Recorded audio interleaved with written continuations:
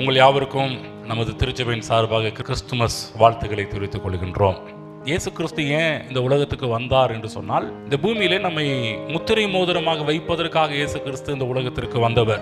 நம்மை முத்திரை மோதிரமாக வைப்பேர் என்று பழைய ஏற்பாட்டு காலத்திலே ஆகாய் வாக்குத்தத்தம் பண்ணினார். அதே போல புதிய ஏற்பாட்டில் நம்மை முத்திரை மோதிரமாக வைப்பதற்காகவே இயேசு முத்திரிக்கப்பட்டவராக, இயேசு சீல் பண்ணப்பட்டவராக, பிதாவால் சீல் பண்ணப்பட்டவராக, அதிகாரம் பெற்றவராக, அங்கீகாரம் பெற்றவராக, அசலாக, உரிமையாளர் யார் என்பதை காண்பிப்பதற்காக பாதுகாக்கப்பட்டவராக இந்த உலகத்தில் இயேசு வந்தார். அதே போல கிறிஸ்துமஸ் சொல்ற ஒரு காரியம், இன்னைக்கு உங்க மேல என் மேலையும் அதே முத்திரை போடப்பட்டிருக்கிறது. இயேசு கிறிஸ்து மீது என்ன முத்திரை போடப்பட்டதோ அதே முத்திரை ஆவியானவரால் நம் மீது போடப்பட்டிருக்கிறது.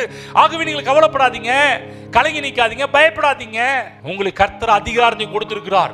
ஏன், எதுக்காக? நல்லா புரிஞ்சுக்கணும். ஏன், எப்படி எனக்கு அதிகாரத்தை கொடுக்க முடியும்? எங்க சீல் என் மேல இருக்குது. அந்த சீல் போட்ட உடனே அந்த சீல் இருக்கிற எல்லா பவருமே உங்களுக்குள்ள வருது. அதிகாரம், அந்தஸ்து, உரிமை, ஸ்லாக்கியங்கள், பாதுகாப்பு, பராமரிப்பு எல்லாவற்றுக்கும் உரியவர்களாக நம்மை இயேசு கிறிஸ்து கல்வாரி சிலுவையினால் நம்மை மாற்றி இருக்கிறார். அது கிறிஸ்துமஸ் கொண்டாடுங்க, தப்பு கிடையாது. ஒரு சாரார் கிறிஸ்துமஸ் இல்லைன்னு சொல்லிட்டு இருக்காங்க.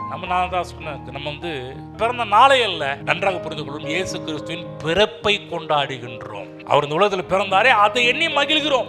ஏன் இயேசு இதுக்காக பிறந்தார்? என்னத்துக்காக பிறந்தார்? உங்களை என்னையும் முத்திரை மோதிரமாக வைப்பதற்காக. அவர் முத்திரையாக வந்தவர், தேவனால் முத்திரிக்கப்பட்டவர். அவர் ஏற்றுக்கொள்ற ஒவ்வொரு மீதும் சுவிசேஷ வசனத்தை கேட்டு விசுவாசிகளான போது நடந்த ஒரு விஷயம் என்னன்னா, என் மீது சீல் பண்ணப்படுகிறது.